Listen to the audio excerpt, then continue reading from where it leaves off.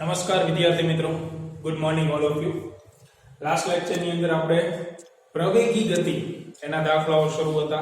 મેં અગાઉ પણ તમને કીધેલું છે કે જ્યારે પણ તમે આ ચેપ્ટરની અંદર એમસીક્યુ જે છે એ સોલ્વ કરતા હોય તો બે પ્રકારના એમસીક્યુ તમને પ્રશ્નની અંદર જોવા મળે.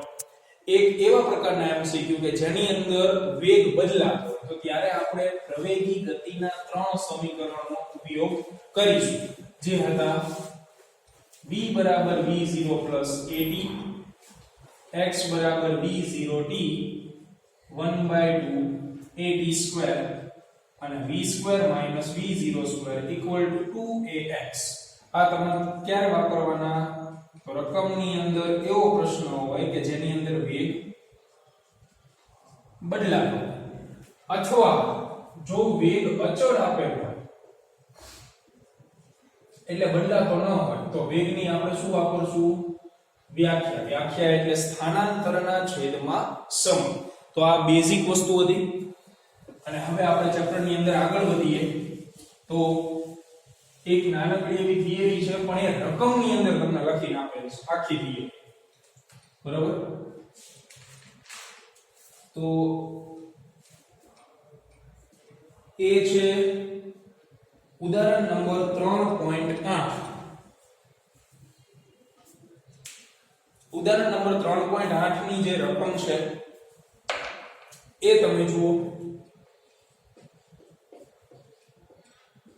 તો એમાં એક નાનકડી એવી થિયરી છે, આખી રકમ બહુ મોટી છે પણ એમાં થિયરી ઇન્ક્લુડ થઈ જાય રકમની. એ થિયરીનું નામ છે પ્રતિક્રિયા સમય, એટલે કે રિએક્શન ટાઈમ. પ્રતિક્રિયા સમય એટલે કે રિએક્શન ટાઈમ, જેની સંજ્ઞા આપણે વાપરશું TR.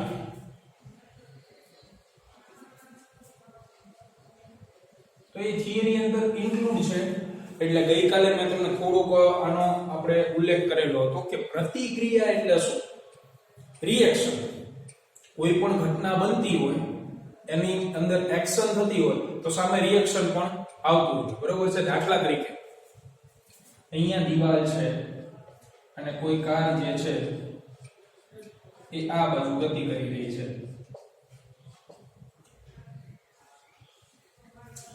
તો જેવી એ દીવાલને અથડાશે એટલે એક એક્શન થઈ, તો દીવાલ જે છે એના ઉપર બળ લગાડશે એટલે શું થાય કે કાર જે છે એ દીવાલને અથડાય પછી પાછી ફરે. પણ જ્યારે કાર દીવાલને અથડાય અને પાછી ફરે એ બંને વચ્ચે એક સૂક્ષ્મ સમય રહેલો હોય, બહુ નાનકડો એવો ટાઈમ, કે પહેલા એક્શન શું થઈ? દીવાલને અથડાવાની, અને રિએક્શન શું થયું કે દીવાલને અથડાઈને ગાડી પાછી પડે છે. તો ઘટના બે બની, એક્શન અને રિએક્શન. તો એક્શન અને રિએક્શન વચ્ચે જે સૂક્ષ્મ સમય હોય એને શું કહેવાય? રિએક્શન ટાઈમ કહેવામાં આવે છે. બરોબર છે? તો રિએક્શન ટાઈમની સાદી વ્યાખ્યા સિમ્પલ ભાષામાં માત્ર એટલી બનશે કે કોઈ ઘટનામાં જોવા મળતી એક્શન અને તે જ ઘટનામાં જોવા મળતી રિએક્શન, આ બંને વચ્ચેનો જે સૂક્ષ્મ સમયગાળો છે એને શું કહેવાય? રિએક્શન ટાઈમ કહેવાય. એટલે આની ડિટેલ તમને ઉદાહરણના રકમની અંદર લખીને આપેલી હશે કે રિએક્શન ટાઈમ એટલે શું. તો આપણે પરીક્ષામાં માત્ર વ્યાખ્યા પૂછાય, કદાચ પૂછાય, કારણ કે રકમની અંદર ઇન્ક્લુડ છે એટલે માત્ર વ્યાખ્યા યાદ રાખવાની કે કોઈ ઘટનામાં આપણને જોવા મળતી એક્શન અને તે એક્શનના અથવા તો તેના રિએક્શન વચ્ચે સૂક્ષ્મ સમયગાળો હોય છે,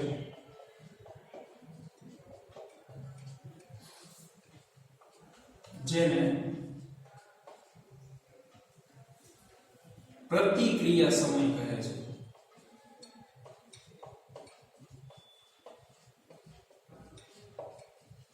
એટલે તમારે શુદ્ધ ગુજરાતીમાં લખવું હોય તો ક્રિયા અને પ્રતિક્રિયા શબ્દ વાપરવાનો. એક્શન એટલે કે ક્રિયા અને તેનું રિએક્શન એટલે કે પ્રતિક્રિયા. એના વચ્ચે નાનકડો એવો સમય હોય, કોઈ મોટો સમય ન હોય. એક્શન થાય પછી 5-6 વર્ષ જતા રહે પછી રિએક્શન ન આવે. એ સાઉથના ફિલ્મની અંદર આવે બદલો લેવાનો, બરોબર? એટલે આપણે એવો સમયગાળો નથી લેવાનો. કોઈ પણ એક્શન થતી હોય તો પ્રોમ્પ્ટ રિએક્શન, ઝડપી રિએક્શન જોવા મળતું હોય. એ બે વચ્ચે જે સૂક્ષ્મ સમયગાળો એ પ્રતિક્રિયા સમય તરીકે ઓળખાય. તો આપણે હવે દાખલાનું સોલ્યુશન જોઈએ. એની અંદર તમને આખી થિયરી લખીને આપેલી છે. જે એમાં ઉદાહરણ લીધું છે કારનું, કે તમને આગળ ગાડી હકાવો છો, થોડોક દૂર બમ્પ દેખાતો અથવા અવરોધ દેખાતો હોય, તમે બ્રેક મારો, બરોબર? તો એ રિએક્શન થયું.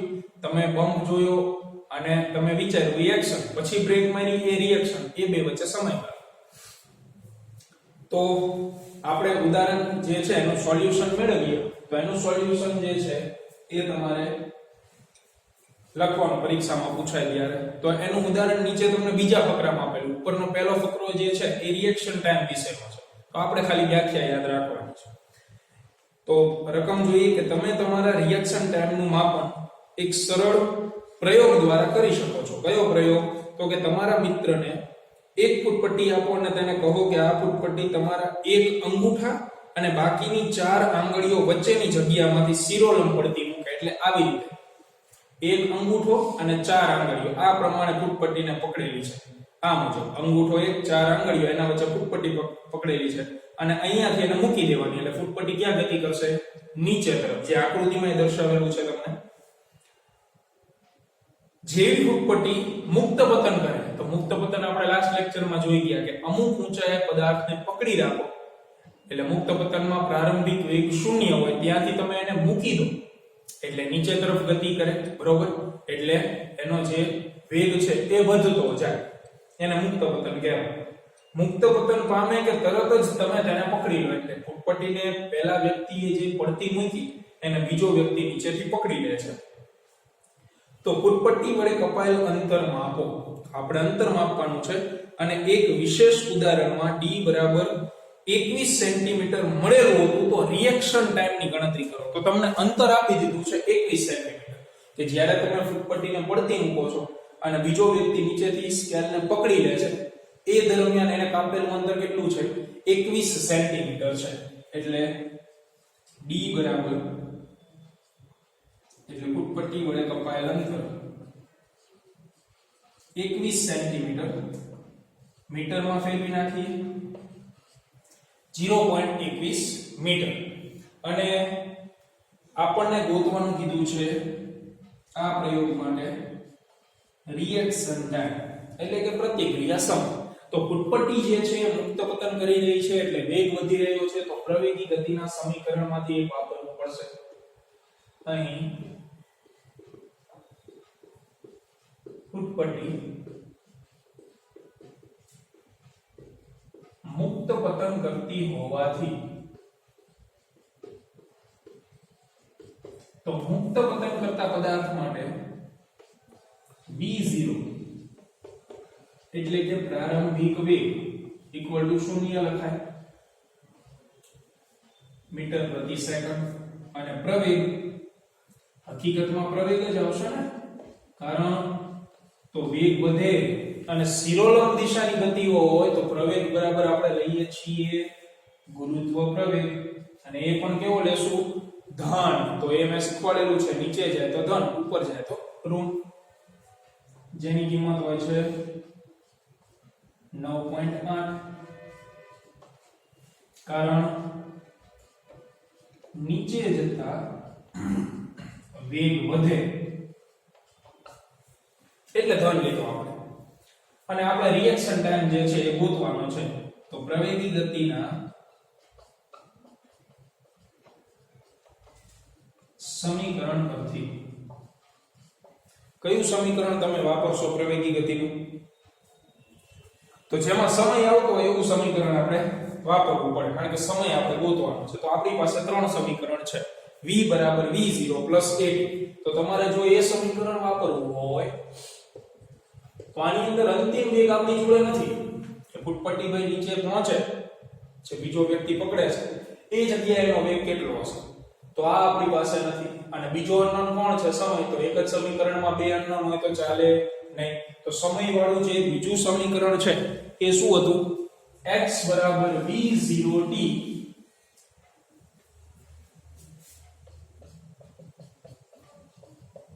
+1/2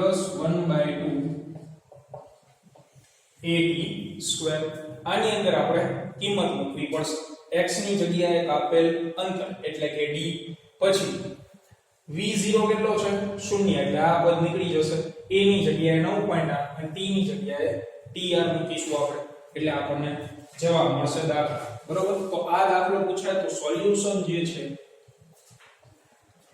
એ અહીંયાથી સ્ટાર્ટ થાય છે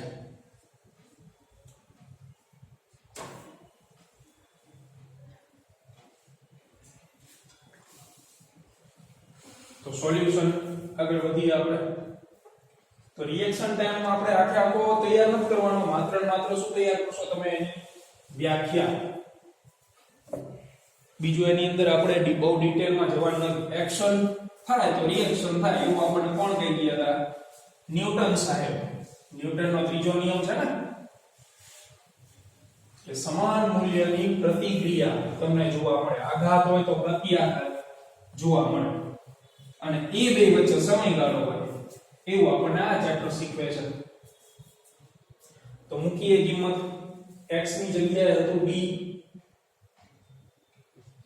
= b0 શૂન્ય હતો t ની જગ્યાએ હું રિએક્શન ટાઈમ મૂક દઉં +1/2 a ની જગ્યાએ +g * tr² તો આની અંદર આ પદ નીકળી ગયું d હતો 0.21 છેલ્લે કિંમત મૂકી આપણે તેથી dm ના = આ પદ 0 1/2 g * tr² so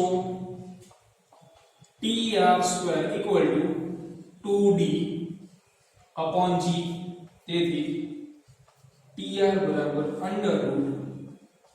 √2d / g મૂકો કિંમત તેથી tr = વર્ગમૂળ ની અંદર 2 * d હતો 0.21 અને g હતો 9.8 તો આનો જે પણ જવાબ આવતો હોય તે આપણો ફાઇનલ આન્સર થશે જે આવે છે 0.2 SI એકમ આપણે મૂકીશું સેકન્ડ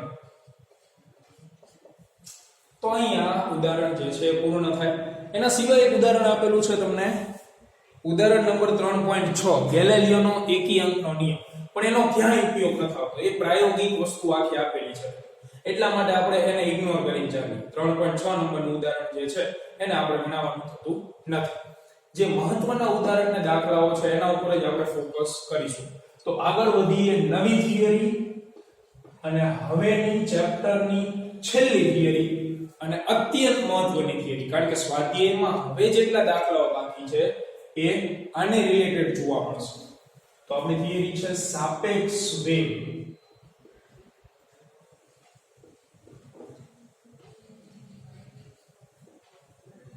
સાપેક્ષ વેગ એટલે શું આનો તમે વ્યવહારિક જીવનમાં અનુભવ કરેલો છે દાખલા તરીકે તમે કોઈ બસમાં જઈ રહ્યા છો અને કોઈ વ્યક્તિ સામે ઊભેલો છે બાજુમાં સ્થિર પ્લેટફોર્મ ઉપર તો બસમાં બેઠેલો વ્યક્તિ જે છે એને સ્થિર ઊભેલો વ્યક્તિ જે છે એ બે વચ્ચે કંઈક વેગ જોવા મળે એટલે કે સ્થિર ઊભેલા વ્યક્તિનો બસમાં બેઠેલો વ્યક્તિ ગતિમાં લાગે પણ એની જગ્યાએ તમે આવું વિચારો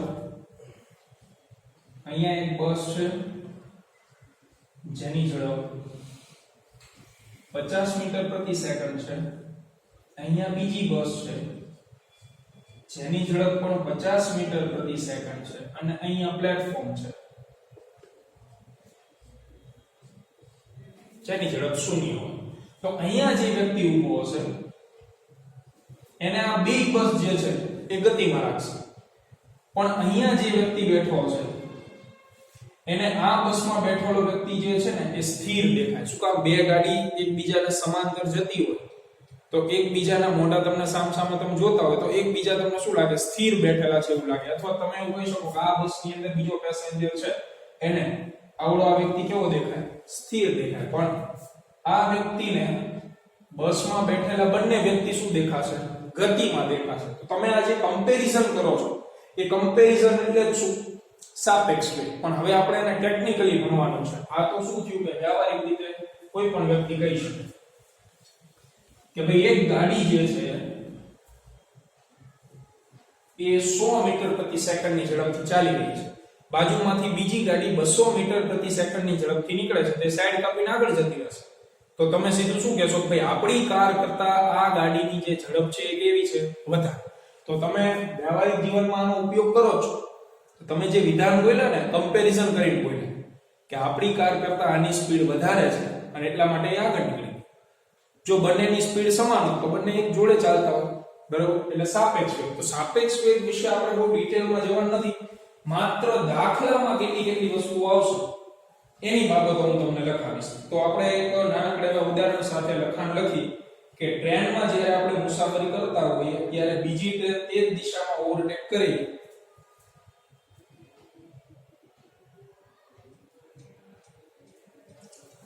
તો એ આગળ જઈએ કે ટ્રેનમાં આપણે જ્યારે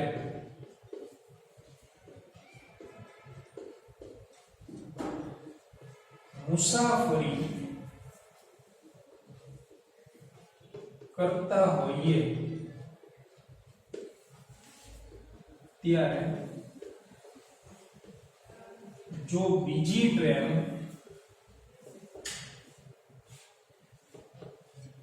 એ આપણી ટ્રેનને એટલે કે જેમાં આપણે બેઠેલા છીએ એ ટ્રેનને ઓવરટેક કરે એટલે કે આગળ નીકળી જાય તો કહી શકાય કે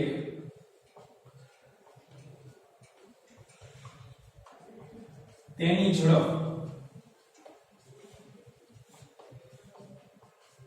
આપણી ટ્રેનની ઝડપ કરતા વધુ હશે અથવા તો વેગ. તો આ સમજાય એવી ભાષા કે એક ટ્રેનમાં તમે બેઠા છો, એક દિશામાં જઈ રહી છે, બાજુમાંથી બીજી ટ્રેન ફૂલ સ્પીડથી નીકળીને આગળ જતી રહે તો તમે એવું કહી શકો કે ભાઈ બીજી ટ્રેનની જે ઝડપ છે અથવા તો એનો વેગ છે એ આપણા ટ્રેનના વેગ કરતા શું હશે? વધુ હશે. આગળ જોઈએ હજી કે પ્લેટફોર્મ પર અથવા બહાર કોઈ વ્યક્તિ ઊભો જોતો હોય તો એને તો આપણી ટ્રેન અને બીજી ટ્રેન બંને ગતિમાં દેખાશે અને એ પોતાનો પોઈન્ટ ઓફ વ્યૂ શું કહેશે કે ભાઈ બીજી ટ્રેનની ઝડપ વધુ છે.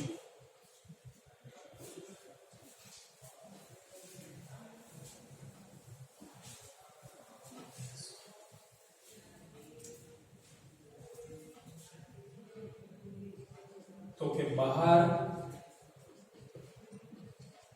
સ્થિર ઉભેલા વ્યક્તિને આપણી ટ્રેન અને જે બીજી ટ્રેન જેને આપણી સાઈડ કાપી નાખી અને બીજી ટ્રેન બંને ગતિમાં જ લાગશે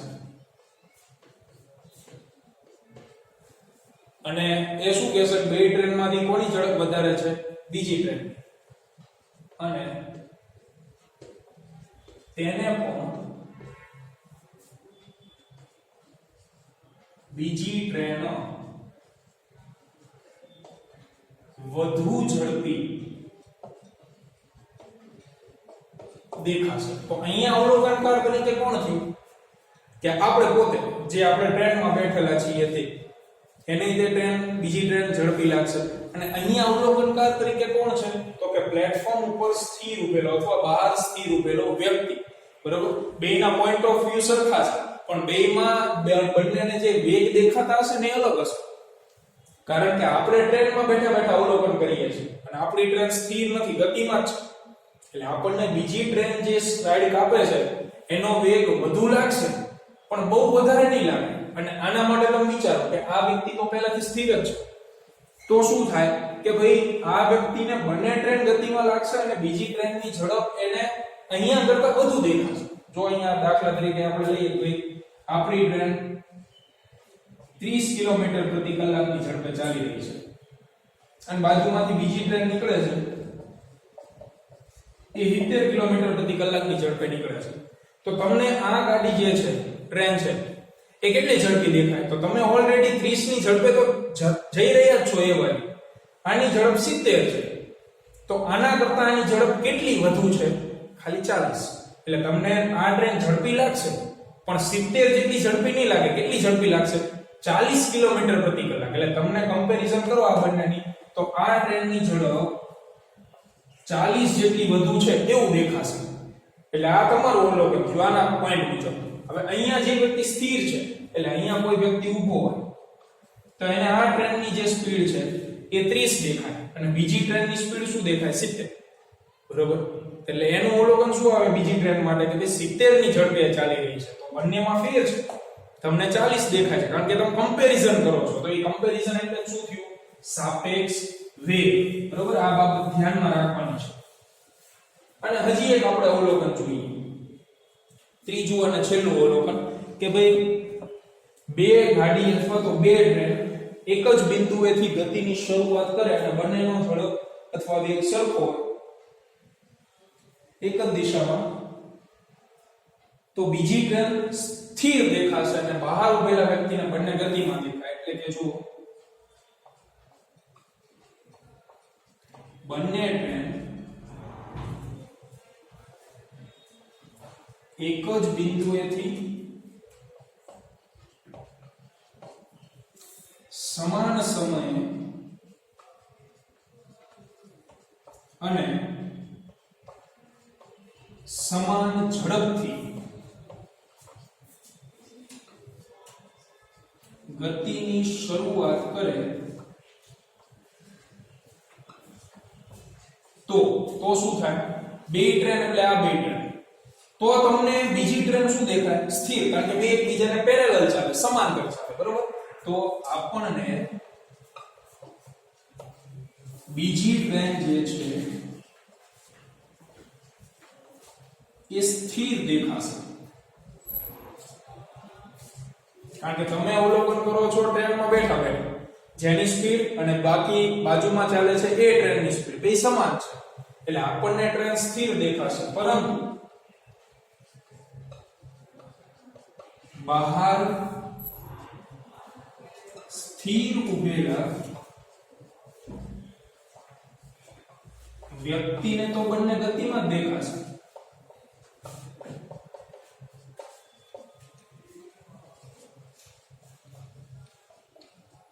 કમ્પેરિઝન કરો છો એ કમ્પેરિઝન એટલે શું? સાપેક્ષ વેગ.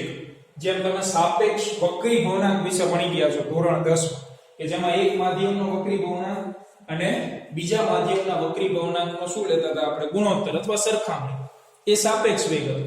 એવી જ રીતે સાપેક્ષ વક્રી ભવનાંક હતો. એવી જ રીતે અહીંયા તમે વેગની કમ્પેરિઝન કરશો તો એ શેમાં આવશે? સાપેક્ષ વેગની અંદર આવશે. બરોબર છે.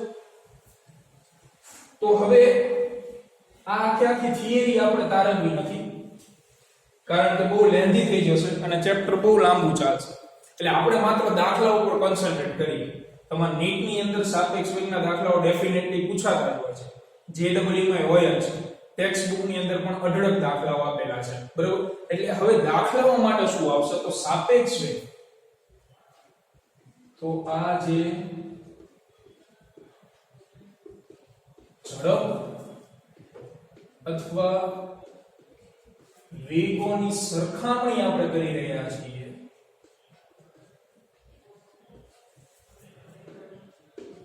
તે જ સાપેક્ષ વેગ કહેવાય. કોઈ નવીન વસ્તુ નથી. એટલે દરેકને આનો અનુભવ હોય જ પણ હવે આપણે ટેકનિકલ ભાષામાં શીખવાનું છે. દેશી ભાષામાં આવી રીતે હતું તો ટેકનિકલી તો શીખવું જે છે એ થોડુંક એવું ટ્રિકી છે અને ધ્યાનથી સમજજો તમારે કારણ કે ટ્રીક પ્રમાણે આપણે ચાલશું તો તમને દાખલાઓમાં વાંધો ક્યારેય નહીં આવે. પણ જો તમે ટ્રીક પ્રમાણે નહીં ચાલો તો દાખલાઓમાં તકલીફ પડશે. એટલે બે ત્રણ બાબતો હું તમને લખાવું છું જે તમારે યાદ રાખવાની છે. કે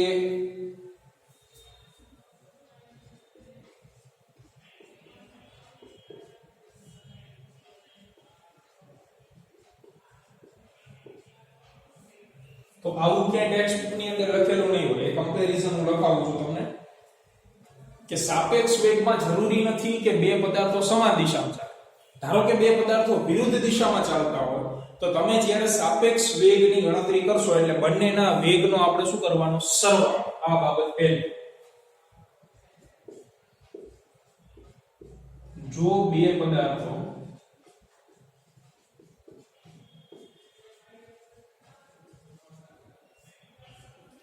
વિરુદ્ધ દિશામાં ગતિ કરે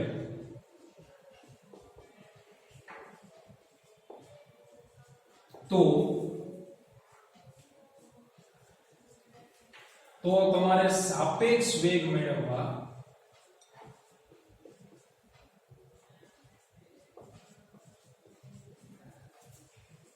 બંનેનો અથવા બંનેના વેગોનો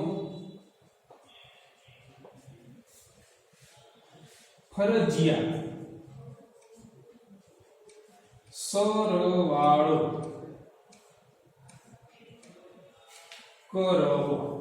અહીંયા મેં ટૂંકમાં અંડરલાઈન કરી છે વિરુદ્ધ દિશા તો સરવાળો. કમ્પેરિઝન તમને શીખવાડી શકું હું. જો અહીંયા કોઈ ગાડી છે જે આ બાજુ જઈ રહી છે 50 કિલોમીટર પ્રતિ કલાક, એની અંદર તમે બેઠા છો અને અહીંયા સામેથી કોઈ બીજી કાર આવી રહી છે જેની ઝડપ છે 100 કિલોમીટર પ્રતિ કલાક, એની અંદર બીજો કોઈ વ્યક્તિ બેઠો છે. તો આ બંનેનો સાપેક્ષ વેગ શું ગણાય કે ભાઈ આની સાપેક્ષ આની ઝડપ કેટલી છે? તો બંને એકબીજાની નજીક આવી રહી છે. નજીક આવી રહી છે તો પછી બંનેનો વેગ ઝડપ જેટલી હોય એટલી, પણ અંતર જે છે ઝડપથી ઘટશે બંને વચ્ચે. કારણ કે આ કેટલી સ્પીડથી નજીક આવશે? 100 ની સ્પીડ. આ કેટલી સ્પીડથી નજીક જશે? 50 ની સ્પીડ. તો અંતર ઝડપથી ઘટશે. બરોબર? એટલે અહીંયા બેઠેલો વ્યક્તિ જે છે એ આ ગાડીને જુએ તેને 100 ની સ્પીડ ન દેખાય, કારણ તો આ ઓલરેડી 50 ની સ્પીડથી તો જઈ રહી છે. આ પોતે કેવી ગાડીમાં બેઠેલો છે કે જે ગાડીની સ્પીડ ઓલરેડી 50 છે અને સામેવાળી કાર એની તરફ 100 ની સ્પીડથી આવી રહી છે. તો પોતાની 50 ની સ્પીડ અને સામેવાળી કારની 100 ની સ્પીડ, એટલે એને કેટલી ઝડપથી દેખાય? ટોટલ 150. આખી બાબત સમજાય? જો કોઈ વ્યક્તિ અહીંયા સ્થિર ઊભો હોય ને, સ્થિર, તો એને એવું લાગે કે ભાઈ 100 ની સ્પીડથી કાર આવી રહી છે. પણ સ્થિર ન હોય ને પોતે ગાડીમાં બેઠો હોય તો ગાડી તો સ્થિર છે ને, એ તો ઓલરેડી 50 ની ઝડપથી જઈ રહી છે. બરોબર? એટલે સામેવાળી ગાડીનો જે વેગ છે અને પોતાની કારનો વેગ એનો શું થાય? સરવાળો. ક્યારે કરવાનો? વિરુદ્ધ દિશા હોય ને તો તમારે આ બાબત યાદ રાખવાની. દાખલાનું પહેલું સ્ટેપ આવશે. જો તમે આમાં ઊંધું કર્યું તો આગળ આખો દાખલો ખોટો ગણાશે. બરોબર? તો આ બાબત ધ્યાનમાં રાખો કે વિરુદ્ધ દિશામાં બે પદાર્થો ગતિ કરતા હોય અને તમને સાપેક્ષ વેગ મેળવવાનું કીધું હોય તો સાપેક્ષ વેગમાં બંનેના વેગનો જે છે એ આપણે શું કરીશું? સરવાળો કરીશું. બીજો પોઈન્ટ એવો લેવો કે જો બે પદાર્થો સમાન દિશામાં ગતિ કરતા હોય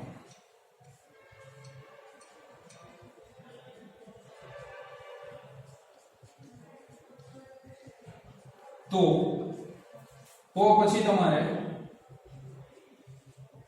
સાપેક્ષ વેગ મેળવવા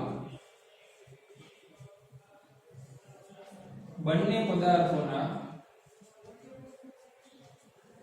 વેગોની ફરજિયાત બાદબાકી કરવી જોઈએ. બરોબર? એટલે સમાન દિશા આવે તો સાપેક્ષ વેગ કીધું હોય તો મિત્રો શું કરશું? આપણે બાદબાકી કરીશું.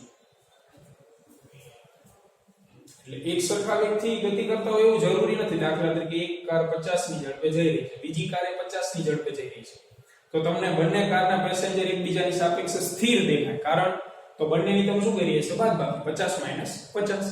બરોબર છે? તો આ જે છે એ કી પોઈન્ટ છે દાખલાઓ માટે. આને તમારે યાદ રાખવા પડશે. અને હજી આગળ તમને બીજી 2-3 બાબતો લખાવું છું જે સંજ્ઞા માટે હશે. સંજ્ઞા પણ એ પ્રમાણે જ લેવાની. બરોબર છે?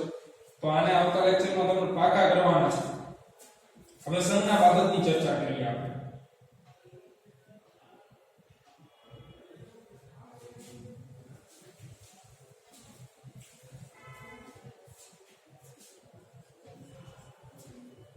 તો આપણે બે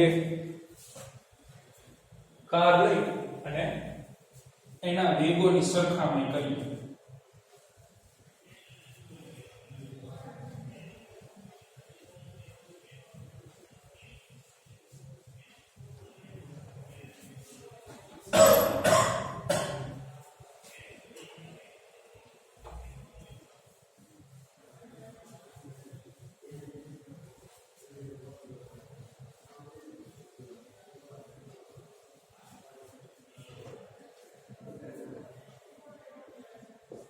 પોઈન્ટ નંબર 3. તો એના માટે આપણે બે કાર લઈએ.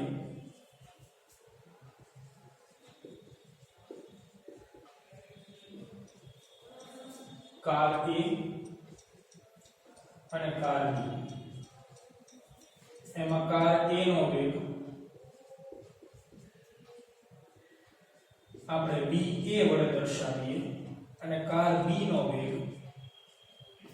VB વડે દર્શાવીએ. તો આમાં આપણે અલગ અલગ બે કિસ્સાઓ ગણીએ. એટલે ત્રીજા પોઈન્ટ ની અંદર બે કી પોઈન્ટ છે. પહેલો કી પોઈન્ટ, ધારો કે બંને કાર સમાન દિશામાં ગતિ કરે છે.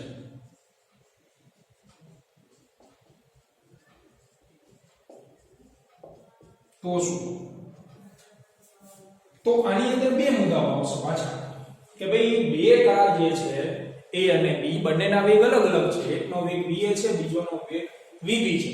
બંને કાર સમાન દિશામાં ગતિ કરે છે. એટલે એક તમારા મગજમાં ફિટ થઈ ગયું સમાન દિશા હોય એટલે આપણે સાપેક્ષ વેગ મેળવવા માટે શું કરશું? બાદબાકી કરીશું. પણ બાદબાકી માટે બે વસ્તુ આવે. ભાઈ VA માંથી VB બાદ કરવાનો કે VB માંથી VA બાદ કરવાનો.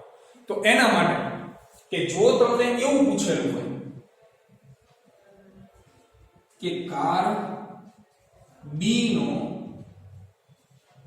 કાર A ની સાપેક્ષે વેગ શું પૂછેલું હોય? કાર B નો કાર A ની સાપેક્ષે વેગ. આવો પ્રશ્ન પૂછેલો હોય તો તમારે સંજ્ઞા શું લેવી અને શેમાંથી શું બાદ કરશો? તો કોનો વેગ પૂછેલો છે? કાર B નો. કોની સાપેક્ષે પૂછેલો છે?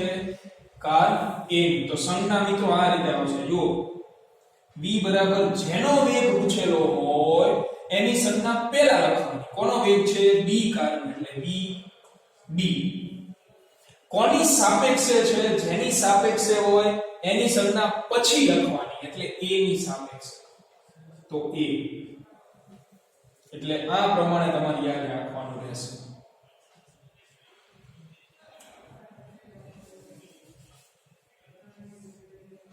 અને આવી રીતે વંચાય velocity of B with respect to A. એટલે કાર B નો વેગ A ની સાપેક્ષે. દેશી ભાષામાં તમને કહું તો જેનો વેગ હોય ને એની સંજ્ઞા પહેલા લખો, જેની સાપેક્ષે હોય એની સંજ્ઞા પછી લખો. આના ઉપર હું ભાર એટલે આપી રહ્યો છું કે આના પ્રમાણે તમારે જમણી બાજુ લખવાની હોય. જમણી બાજુમાં શું આવશે? તો સમાન દિશા છે. એટલે સમાન દિશા છે એટલે વચ્ચે હું કરી નાખું બાદબાકી. અને શેમાંથી શું બાદ કરશો? તો આ સંજ્ઞા ઉપરથી તમારે લખવાનું પહેલા કોણ છે? B નો વેગ એટલે VB. અને પછી કોણ છે?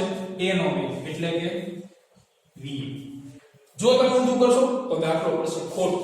એકદમ નાની બાબત છે એટલે તમારે આ બાબત જે છે ધ્યાનમાં રાખવાની છે. સંજ્ઞા વખતે સમાન દિશા હોવાથી બાદબાકી કરેલ છે.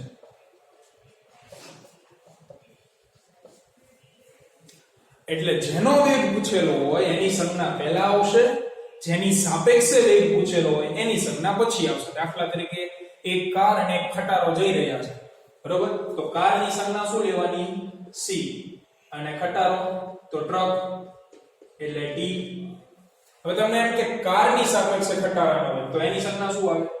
કારની સાપેક્ષે ખટારાનો વેગ. તો કોનો વેગ તમને પૂછ્યો છે? ખટારાનો વેગ. તો ખટારાનો વેગ એટલે T. અને કોની સાપેક્ષે? કારની સાપેક્ષે.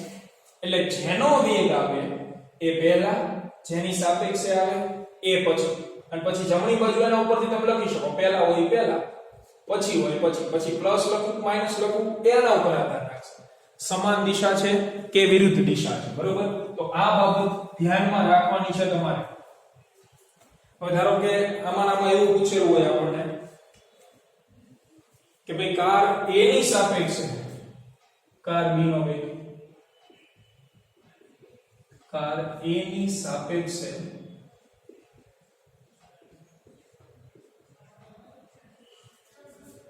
કાર B નો વેગ.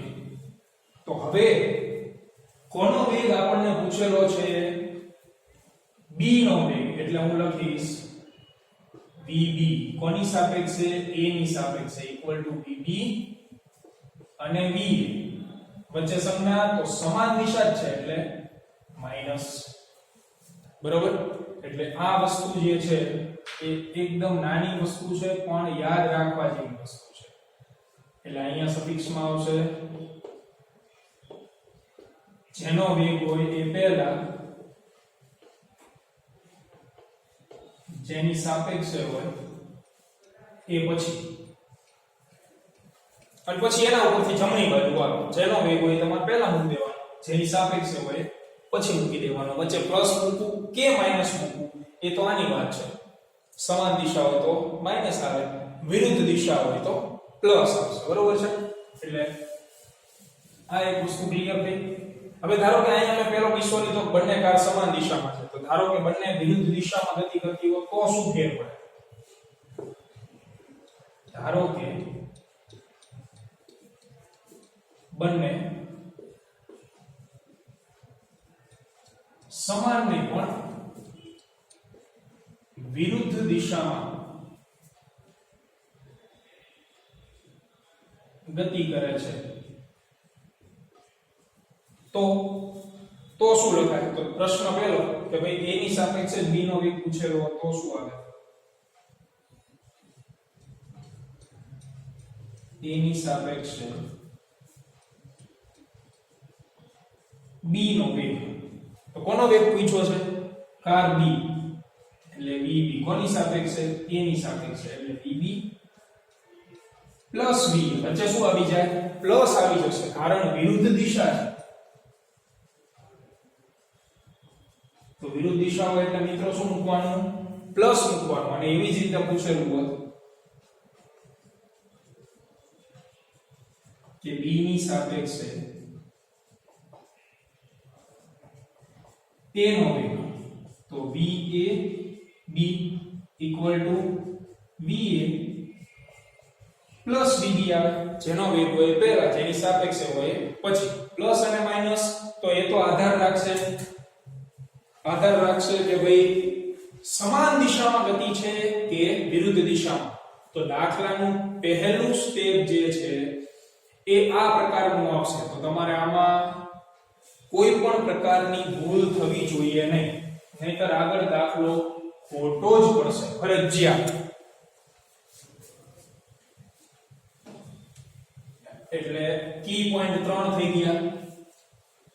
પહેલો કી પોઈન્ટ શું? સમાન દિશા હોય તો બાદબાકી. બીજો કી પોઈન્ટ વિરુદ્ધ દિશા હોય તો સરવાળો. અને ત્રીજો કી પોઈન્ટ શેના વિશે છે? સંજ્ઞા વિશે. તો સંજ્ઞા માટે તમારે આ પ્રમાણે યાદ રાખવાનું છે. છેલ્લો કી પોઈન્ટ ગુજરાતીમાં તમને લખાઈ દઉં કે પહેલા કોની સંજ્ઞા લેવાની?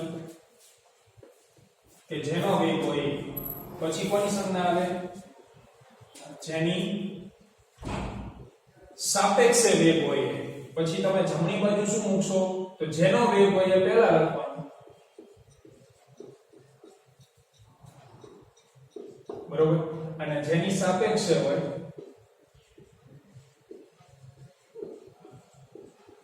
તે પછી લખવાનું. પછી વચ્ચે, તો વચ્ચે પ્લસ પણ આવી શકે અને માઈનસ પણ આવી શકે. તો વચ્ચે પ્લસ ક્યારે લેવાનું? તો કે બંને વિરુદ્ધ દિશામાં હોય.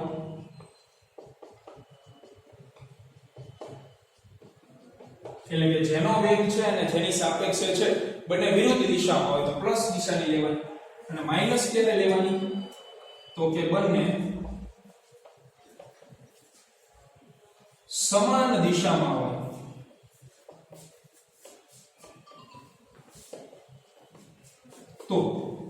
તો આ બાબત થઈ ગઈ સાપેક્ષ વેગ વિશે.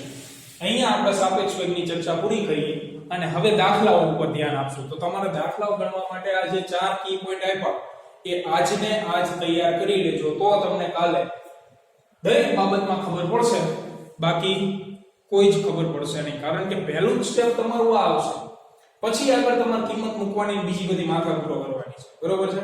તો હવે મળશું આપણે નેક્સ્ટ લેક્ચરની અંદર સાપેક્ષ વેગના દાખલાઓ સાથે.